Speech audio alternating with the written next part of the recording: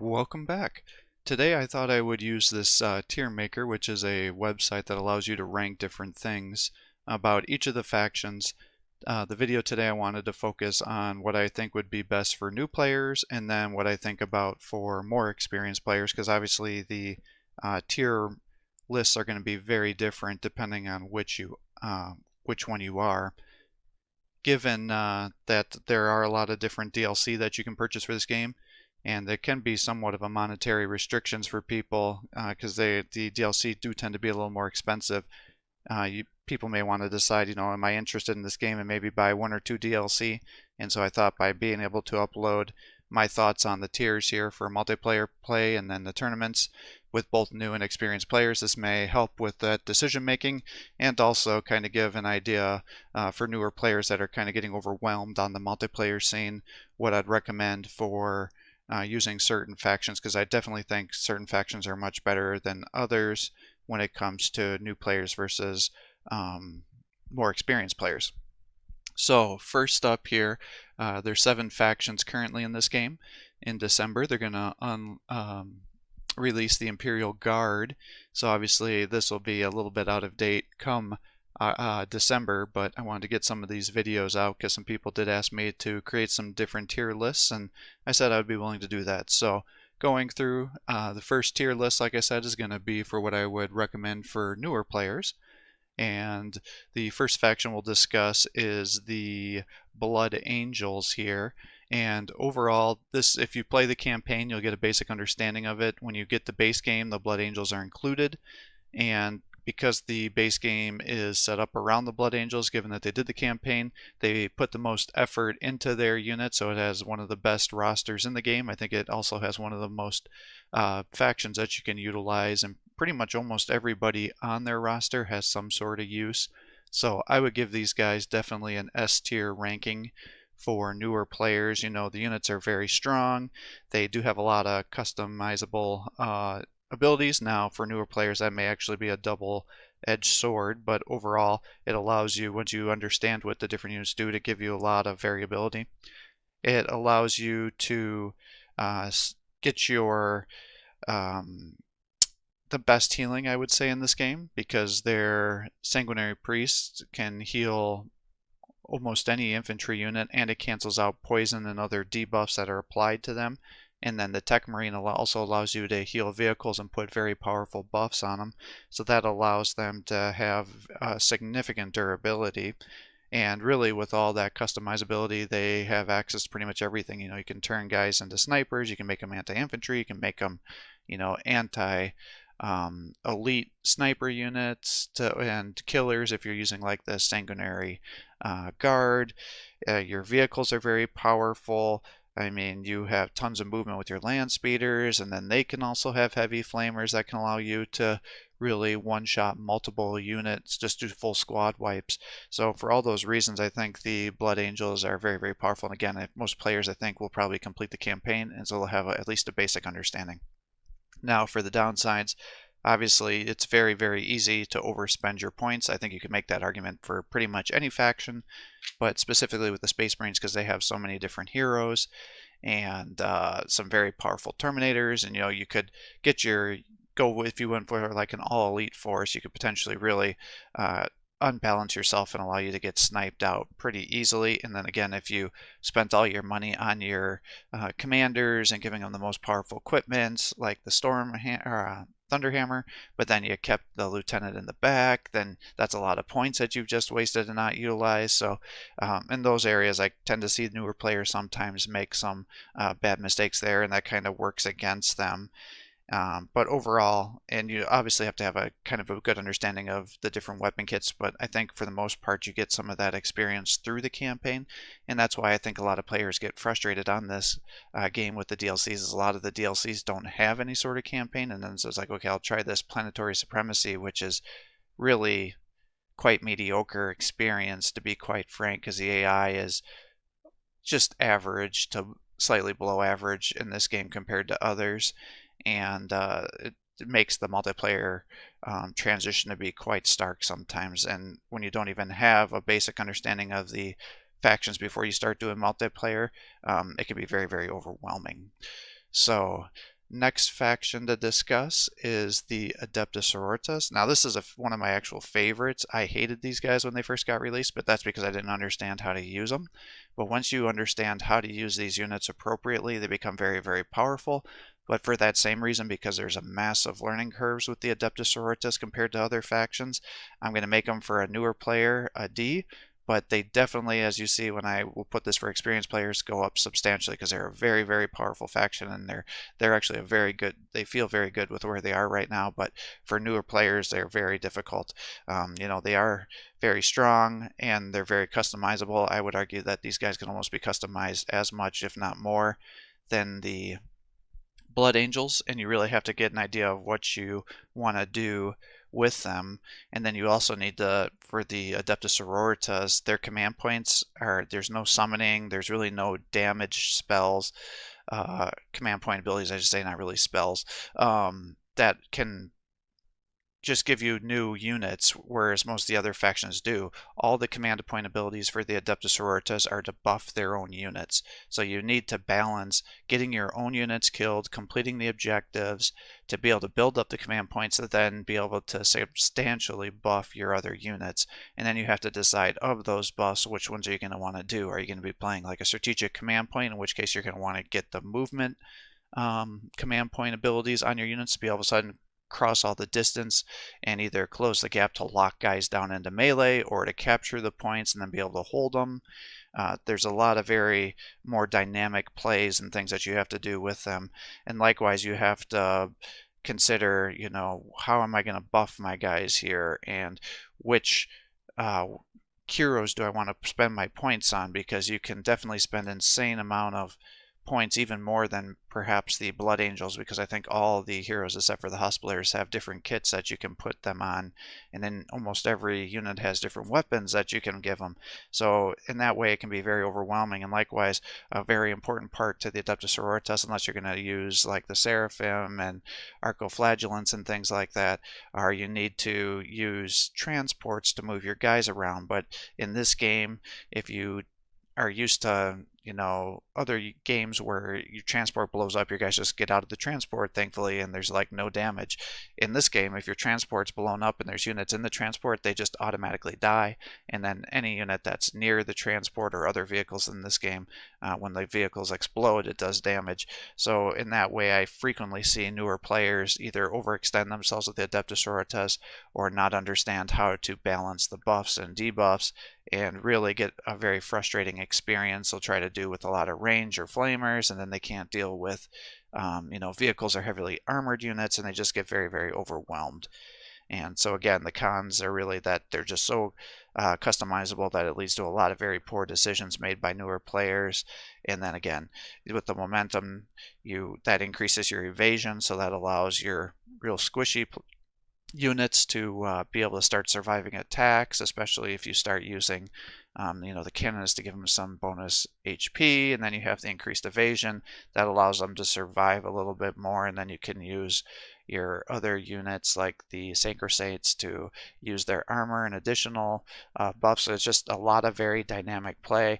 And then because your heroes are so expensive, you need to be very, very careful that you don't get them sniped, because then you're going to lose those buffs. And that can be detrimental unless you're purposely wanting to kill one of your units like the cannon is, because then all your other units will get momentum buff. So again, there's a lot of very complex dynamic plays that you got to do with the Adeptus Sororitas, and it really can frustrate a lot of newer players.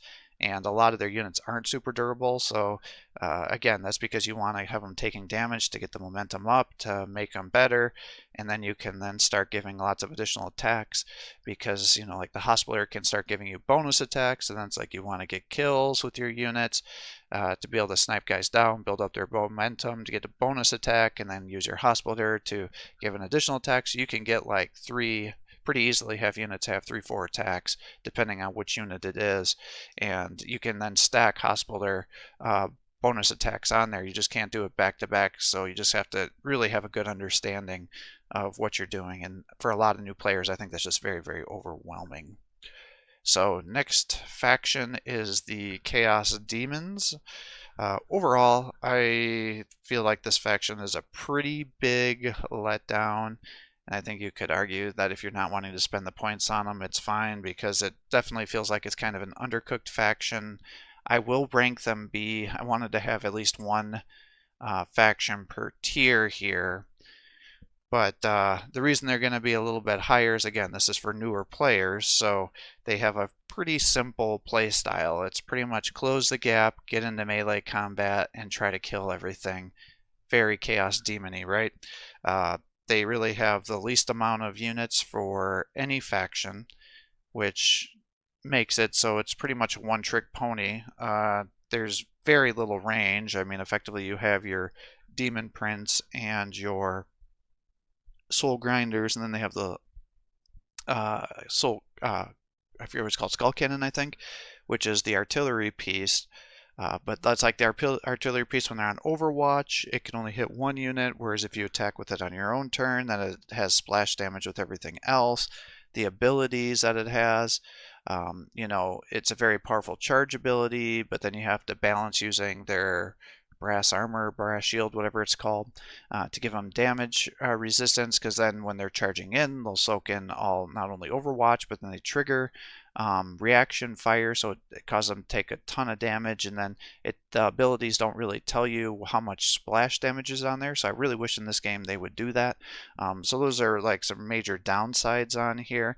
And then the other thing, which is good and bad, is, you know, the big thing with the demons is a lot of their heroes have the summoning abilities, so then you wait a couple of turns and then you can summon your units.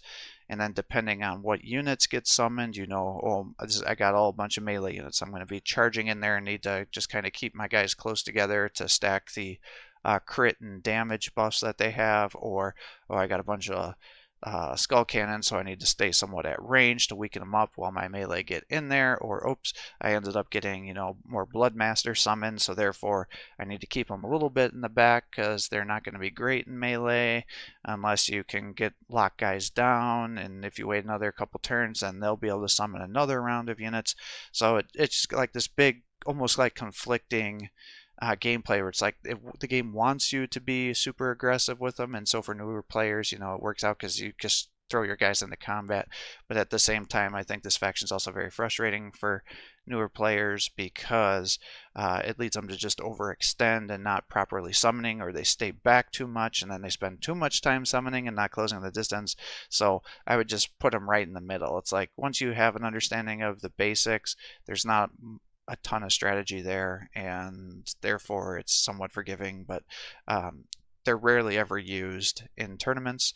And on multiplayer, the big thing is you just want to make sure that you don't play an Exterminatus mission against them unless you're going to have like a gentleman's agreement that you're not just going to sit back and summon. You've seen me use that ability. You've seen me play against people doing that ability. It's bullshit. Just be aware that that's always a negative trait for these Chaos Demons here. But overall, they can, because they're so basic, there's not a ton to know there. The big thing is trying not to have one unit soak up Overwatch with everything, because if the Chaos Demons end up getting attacked by Overwatch, then they can stack their ferocious something for I forget what it's called, but it increases the evasion by like 15-20 points. So if you can have one unit do that and then have another unit trigger another Overwatch, then that following turn when the opponent is attacking you, you have all this evasion bonus. So that's something that you need to be a little bit cognizant of, but again, it can be hard to stack that appropriately. So, and then the big thing is the Bloodthirsters. You know, you got to be careful with their positioning too, because they can do major damage, but then if you jump them in, sometimes that leads to overextension because they suffer such a major accuracy penalty when you fly them in to start attacking, and so that can sometimes screw up newer players as well. But for that reason, you know, it's a B. There's not a lot of, like I said, technique to using them, but it also leads to kind of boring play styles, and it's a rarely used faction, I would say. Next one would be the Necrons, and these ones are definitely an S tier faction. They are very, very powerful. They have pretty much units in their roster that are good at pretty much anything. So if you want to do like a melee build, you can. If you want to do a range build, you can. A lot of their units have excellent armor piercing, so you can end up killing most units with them. If you know you're going to be playing somebody that's going to be using a lot of, you know, low armored units, then you give them the living lightning. A lot of their units have the resurrection ability, so if you accidentally overextend yourself, you may get your unit back and minimize the amount of units that you're losing. Their overlords can summon additional units on for you. Their command point abilities are crazy good, and then being able to just summon those scarab swarms, every turn effectively as you're suffering more and more death. You're getting more and more momentum, and therefore you can summon more and more scarab swarms. And if you're playing an opponent that's doing a ranged army, then that will really lock them down and interfere with their ability. Or if you're doing command point or strategic command, then you can get in there and just capture all those points because they have significant amount of movements, because they have the hover ability. If you're fighting low armored units and their rear is exposed, then you can use a scarab swarm to do surprising amounts of damage and can actually snipe down enemy heroes. So it just gets to be very, very overwhelming depending on the situation there. The cons to them, though, for newer players are you can definitely set yourself up if you're playing strategic command and you choose the wrong units. Some of them really do have a really low movement speed, so that can cause them to be a little bit too behind on the advancement to capturing it. And then the other biggest issue is I find that they tend to either keep their guys all together, kind of wanting to use that overlord buffs because he can buff everybody with either movement or momentum and give them ranged or melee armor. And sometimes they want to keep everybody all together there, whereas you need to be able to spread them out a little bit more. And because there's so many different units on the roster, sometimes that can be a little bit overwhelming for newer players. But again, the Necrons are definitely one of the most powerful factions in the game, and if you're struggling, I would definitely recommend playing around with them because you'll have a good time. So next faction is the Orcs. So this one I was kind of going back and forth on, but again, I'm trying to think for newer players. I think I would call them an A tier for newer players. The reason is a lot of their units have a ton of HP, and then if you use your Pain Boy, you can give them bonus HP, and your other heroes can also give them some ranged resistance. You have the potential to heal, so you can soak up a lot of Overwatch, and then you can run in there and end up really doing a lot of damage. They have lots of different unit variations, so it can just lead to a good time, and sometimes other factions can really struggle against the Orcs, especially now with the buffs that they've really achieved over this last patch here.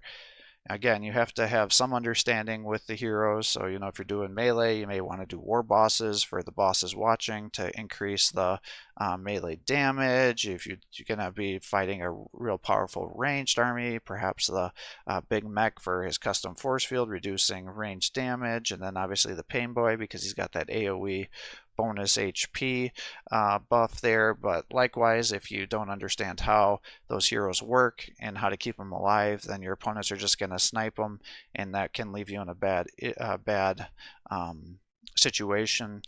But pretty much with these major buffs that this last patch gave them, it's pretty easy for newer players to understand that doing like a Death Dread, Flash Gets, Luda's ranged build with some support is generally a very good build. It allows pretty decent balances and just allows you to do pretty significant amounts of damage.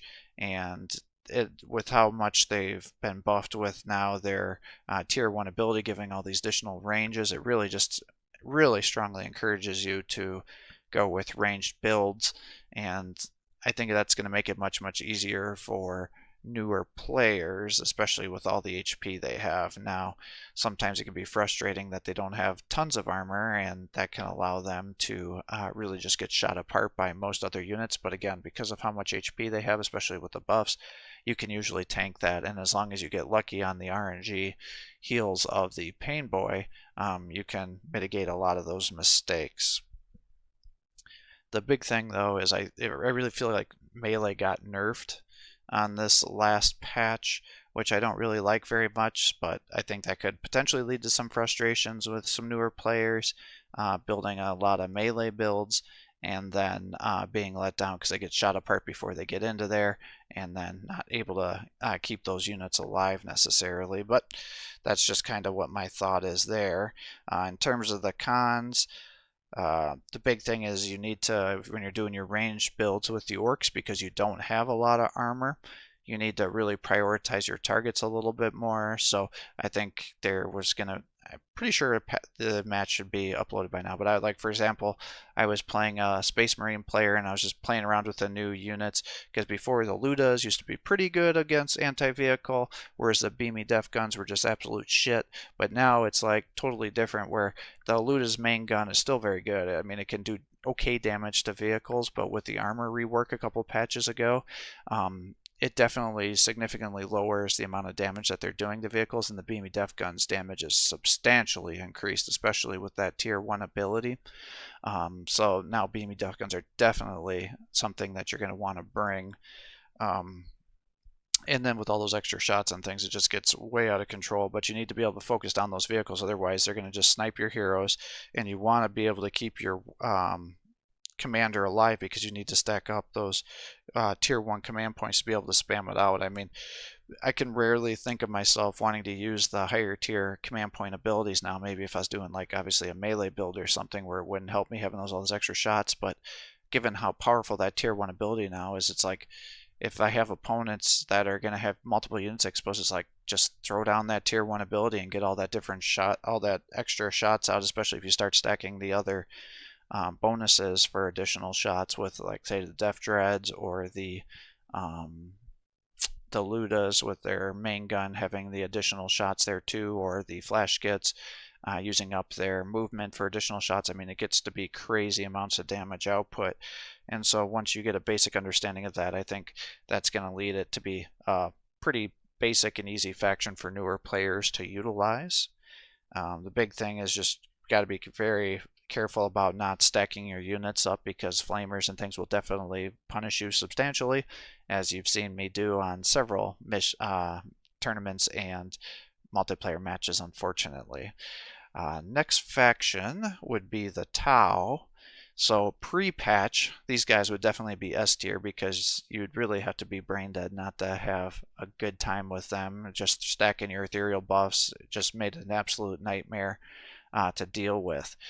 Since the patch, though, they've really nerfed the ethereal into the ground, and you can really feel how important the ethereal was to the survivability of the Tau, and how that one unit was just totally breaking the whole Tau experience. So now, post-patch, I don't feel like the Tau are in a great spot. Some units still feel a little bit too powerful. Other units don't quite feel like they're doing what they need to. It just doesn't feel like a good situation, and I find that you really have to have a good understanding of the buffs and debuffs and positioning, and now you really have to focus more on more balanced builds instead of a pure infantry build, which you could just spam out with your ethereals. So in that aspect, it's good, but I don't feel like the Tau quite feel like they're in a great spot, and I find post-patch that a lot of newer players and myself are having a little bit of trouble kind of getting a good feel of what kind of build works the best. Now I'm kind of getting a little bit better stance on there, but I would say for newer players post-patch, I'm going to put them in as a C tier. And that's because they have super high damage output, which sounds great, except it leads to you overkilling a lot of units, and therefore you're wasting a lot of your extra shots. You still need to know the importance of how to stack buffs and then using debuffs as well to help you. You have to decide, are you going to do like a super range build? Are you going to be doing like a stealth suit to put your guys into camouflage to be able to see guys to snipe and then capture strategic points in the back? Are you going to be trying to use your crisis suits for the missiles and then balance it with some flamers or fusion guns? Are you going to be using your mechs and your what is it called? Riptide, which now has all this movement and bonus attacks. You know, you really got to have a pretty good understanding, and I fear that now that the ethereals have been nerfed into the ground, that it's going to lead to a lot of frustration for newer players, and therefore I'm going to make it a C tier. Because you really have to have a really good understanding of what to do. And then this faction, probably more than any other, is you can really overspend on your elite units, and it'll create a completely unbalanced force that'll just get destroyed. So therefore, it's going to be, I think, very difficult for newer players to get a good understanding of the Tau. But once you become more experienced, they're definitely going to become more powerful. And then the final faction for the newer players, I would say, is the Tyranids. And this one I was going back and forth with. I mean, I could make it a B tier, I could make it a C tier, and so, I mean, you could even argue an A tier because, again, this comes with the base game, so most new players are going to have an understanding of how to use it. And because of that, and assuming that the new players are going to play the campaign and have an understanding of what the units can do, I'm going to make it a B tier. But I think you could argue that it could even potentially be lower than that, because you do need to have a pretty solid understanding of their units to be able to get the most out of them. And the Tyranids definitely, in my opinion, don't feel like they're in a great spot right now. So for the Tyranids here, you know, they have very powerful synaptic and swarm tactics, and you really have to have a strong understanding of how that works in order to use the Tyranids effectively, unless you're going to do an elite build, but most people do a swarms tactics build. So the big thing is you got to understand how to position your units so you're not blocking the shots of your Tyranid warriors, which you need to get kills on to be able to get their natural killer to double their attacks, while at the same time getting those synaptic bonuses, so you're increasing substantial momentum gains against your opponent, so then you can get bonus attacks, and then also increase your damage pretty substantially, and then your movement to be able to close the distance. You do have to have some understanding of how to utilize your debuffs, like your gargoyles, to lower evasion and blind your opponent's ranged units, versus you know, using your Venomthropes to be able to throw down their poison clouds, and then to make additional ranged and melee damage be done, in addition to doubling your poison damage, in addition to using the spore cloud, so they have all that evasion to soak up the overwatch to let your weaker units get together and get into combat. But then you also have to understand, you know, if you have a flamer opponent, you can't keep all those swarm tactics guys together, else they'll just all get nuked, because your Hormagaunts, Stormagaunts, which are going to be the basis of your swarm tactics build, will just be absolutely liquidated and fried by those flamers. So there's a lot of very dependent movements and things that you have to do there, and then you want to throw in a couple of heroes in there to be able to, again, get more synaptic bonuses and also be able to do some damage. And there's just a lot of moving parts with the Tyranids. And then the biggest thing is, unless you can get your guys into melee and do a bunch of damage, they really are kind of in a bad way against vehicles with their lack of armor piercing, because the big thing is the shockwave cannon, which the Hive Guards have. You have to be so close to get that shot on that it's just hard to use them. Now, it does a ton of damage if you're able to get into range to be able to use it, but it's just hard because in this game you get to attack and it doesn't affect your movement, so you can just perpetually get kited, and then the Hive Guards don't feel like they quite have enough armor to be able to tank to close the distance into there. So it definitely, if Tyranids had a little bit, had a good anti-vehicle, anti-armor ranged unit that had some decent range, the Tyranids would be incredibly powerful. But because of that, they're kind of in this B tier. I don't find that they're used a ton in tournaments. They're definitely a very, very powerful faction once you get an understanding of how to use them, but there's different factions that it just really, they struggle against. And so hopefully that gives you an understanding as a new player, kind of what I'd recommend for my thoughts on these factions.